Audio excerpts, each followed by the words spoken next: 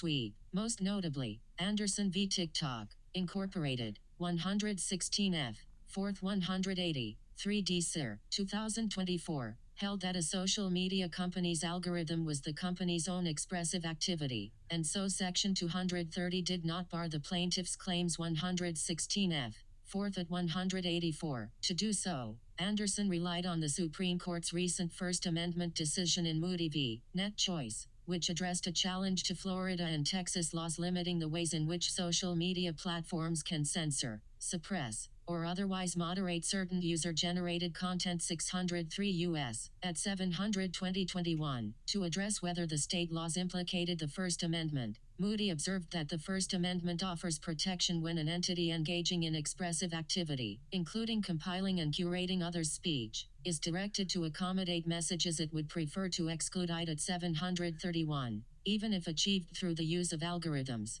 I'd at 734. Moody concluded, the platforms use their standards and guidelines to decide which third-party content their feeds will display, or how the display will be ordered and organized. They are making expressive choices. I'd at 740. Drawing from Moody, Anderson reasoned that, if algorithmic recommendations are first-party speech under the First Amendment, those recommendations are first-party speech under Section 230. Anderson, 116F, 4th at 184. I agree. At issue in Anderson was the recommendation algorithm used by the TikTok social media platform. I'd at 182. TikTok curates and recommends a tailored compilation of videos for each user based on a variety of factors, including the user's demographics and past online interactions. The TikTok algorithm recommended to a 10-year-old child blackout challenge videos, which encourage viewers to record themselves engaging in acts of self-asphyxiation. I'd at 181. Attempting the blackout challenge, the child unintentionally hanged herself,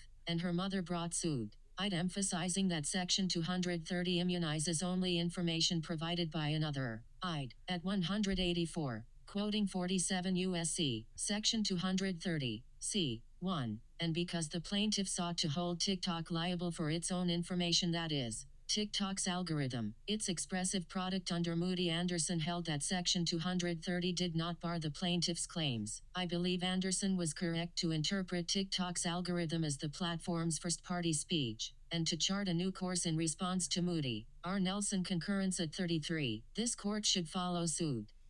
I agree with Judge R. Nelson's concurrence to the extent that he contends Ninth Circuit precedent has expanded the definition of publisher to include what traditionally was never considered publishing conduct. I'd at 30, but I disagree with his suggestion that advanced, that is, individualized, algorithms are more clearly outside the scope of traditional third-party publishing conduct, that Section 230 protects than algorithms which make recommendations based on generic characteristics of content. 1F2 I'd at 34. In my view, generic, content-based algorithms do not bear any more resemblance to traditional publication than their advanced individualized counterparts, even where, as in the case of Meta's activities in Myanmar, an algorithm allegedly promoted third-party content partly on the basis of cumulative user engagement. The assessment of user viewing habits to recommend content remains more analogous to the actions of a direct marketer, matchmaker, or recruiter than to those of a publisher. Gonzalez, 2F,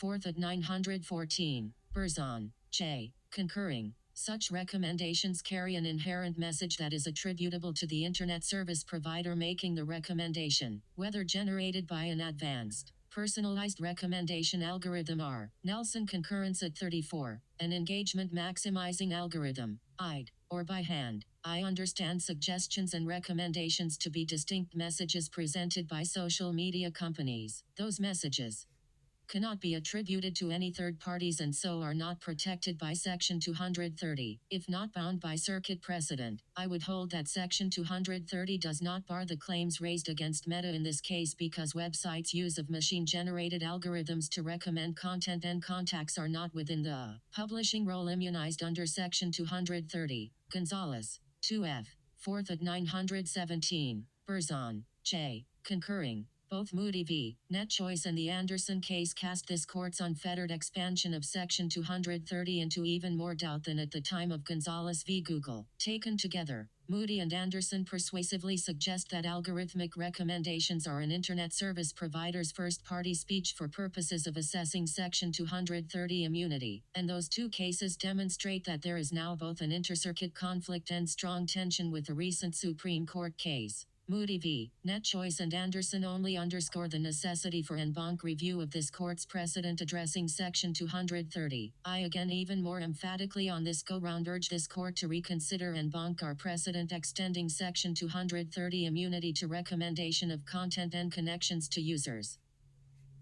R. Nelson, Circuit Judge, concurring, under our precedent, Section 230 bars plaintiff's claims. I write separately to address two issues. First, we have overread Section 230, straying from the original public meaning of the statutory text and creating an all-purpose liability shield for Internet platforms. Second, state choice of law rules can never direct application of a rule of decision contrary to federal law. Because Section 230 is supreme to state law, it controls even if California's choice of law rules point to a conflicting foreign rule. Capital I. First, Section 230. There is, of course, a growing chorus of voices calling for a more limited reading of the scope of Section 230 immunity. Gonzalez v. Google LLC, 2F, 4th 871, 913, 9th Sir, 2021, Berzon, J., concurring, vacated, 598 U.S. 617, 2023. I agree with that sentiment, but perhaps for different reasons. See Calise v. Meta Platforms, Incorporated, 103F, 4th 732, 746-48, 9th Sir, 2024, R. Nelson, J., concurring. Our precedent has ignored the original public meaning of the term publisher in Section 230's Good Samaritan provision. See 47 U.S.C. Section 230, c. 1. That term should be interpreted consistent with the traditional publisher-distributor distinction developed over centuries regarding certain speech torts. See Malwarebytes, Incorporated v. Enigma Software GRP USA, LLC, 141 S. Court 13, 2020. Thomas, J. Statement respecting denial of certiorari, Anderson v. TikTok, Incorporated, 116 F. 4th 180, 187-91, 3D Sir, 2024, Mady, J. Concurring in part and dissenting in part. See also Free Speech Co., Incorporated v. Paxton, 606 U.S. 461, 476 N.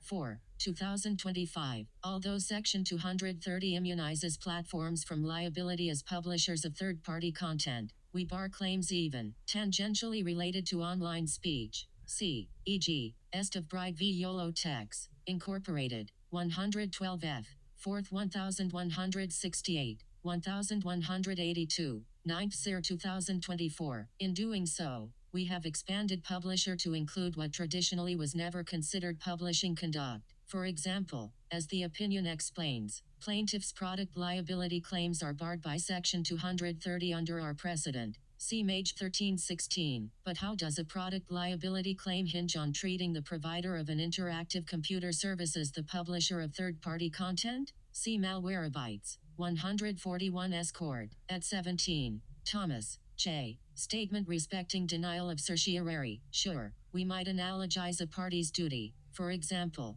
in designing products to that of a publisher. But if the claim does not actually require us to treat a defendant as the publisher of third-party content, Section 230's plain text is inapt. Even if a product liability claim might look like publishing third-party content from afar, the duty underlying such a claim is not identical to publishing or speaking. Barnes v. Yahoo, Incorporated, 570 F, 3D 1096, 1107, 9th Sir 2009. Emphasis added. Some torts like negligent undertaking could be functional duplicates of publishing-based speech torts. See-eyed, but the connection here seems too attenuated. None of this is to say that plaintiff's product liability claims hold any water. Just the opposite, they likely fail under California law, not because they remind us of another sort of claim that would demand we treat the provider of an interactive computer service as the publisher of third-party content, but because substantive product liability law likely stops them cold.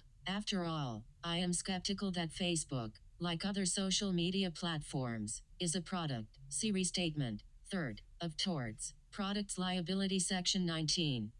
1998. A product is tangible personal property distributed commercially for use or consumption. Emphasis added.